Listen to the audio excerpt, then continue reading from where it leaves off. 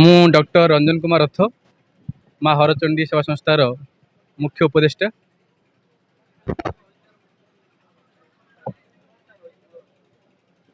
ଦେଖନ୍ତୁ, ଆଜିର ସମାଜ ହେଉଛି ଦେଖା ଶିକ୍ଷା ଦୁନିଆ। ଆମେ ଦେଖା ଶିକ୍ଷାରେ ବିଶ୍ୱାସ କରୁନାହୁଁ, ଆମେ କାମରେ ବିଶ୍ୱାସ କରୁ। ଯେଉଁଟା ଆମର ସ୍ୱାମୀ ବିବେକାନନ୍ଦ କହିଥିଲେ ଯେ ମାନବ ସେବା ହିଁ ମାଧବ ସେବା। ଏଠି ଆମ ହରଚଣ୍ଡୀ ସେବା ସଂସ୍ଥାର ମୁଖ୍ୟ ଲକ୍ଷ୍ୟ ହେଉଛି ମୁଁ ନୁହେଁ ଆମର ବାର୍ତ୍ତାର ପ୍ରଚାର ପ୍ରସାର କରାଇବା। ଏବଂ ଆଜି ହେଉଛି ପ୍ରଥମ ବାର୍ଷିକ ଉତ୍ସବ ମା ହର ସେବା ସଂସ୍ଥାର। ଏହି ସଂଗଠନ ଲାଷ୍ଟ ଇୟର 2024 ମସିହା ଏପ୍ରିଲ ମାସରେ ଆରମ୍ଭ ହୋଇଥିଲା ଏବଂ ଗୋଟେ ବର୍ଷ ଭିତରେ ଆମର 200ରୁ ଊର୍ଦ୍ଧ୍ୱ ସଦସ୍ୟ ଏବଂ ସଦସ୍ୟ ଏଥିରେ ଅଛନ୍ତି ଆମ ଗ୍ରୁପରେ। ଏବଂ ଆମର ଯେଉଁ କାର୍ଯ୍ୟକ୍ରମ ଚାଲିଛି ବା ସମାଜସେବା କାର୍ଯ୍ୟ ଚାଲିଛି ଖାଲି ଆମର ଏଇ ପେରିଫେରିରେ ମାନେ ସୀମିତ ନୁହେଁ, ଏହା ଓଡ଼ିଶାର କୋଣେ ଅନୁକୋଣରେ ଆମେ ତାର ପ୍ରଚାର ପ୍ରସାର କରିଛୁ।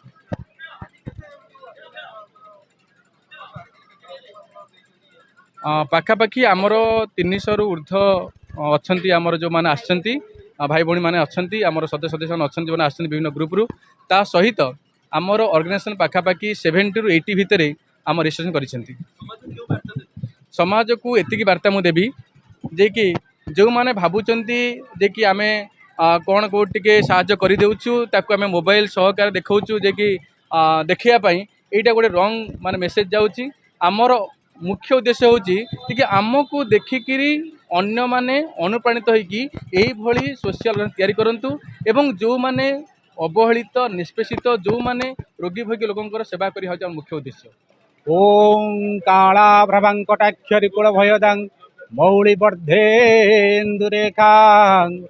ଶଙ୍ଖଂ ଚକ୍ରଂ କୃପାଣଂ ତ୍ରିଶକମପି କରୈ ରୁକ୍ମହନ୍ତି ତିନେତ୍ରାଂ ସିଂହସ୍କନ୍ଧାଡ଼ିରୂଢ଼ଂ ତ୍ରିଭୁବନମଖିଳଂ ତେଜସା ପୂରୟନ୍ତି ଧ୍ୟାୟେ ଦୁର୍ଗା ଜୟ କ୍ଷତଦୋଷ ପରିବୃତାଂ ସେବିତାଂ ସିଦ୍ଧିକାମୟୀ। ଜୟ ମା ହରଚଣ୍ଡୀ। ଜୟ ହରଚଣ୍ଡୀ ମା ଆମର ଆଦିଶକ୍ତି ମା ଜଗଜ୍ଜନନୀ।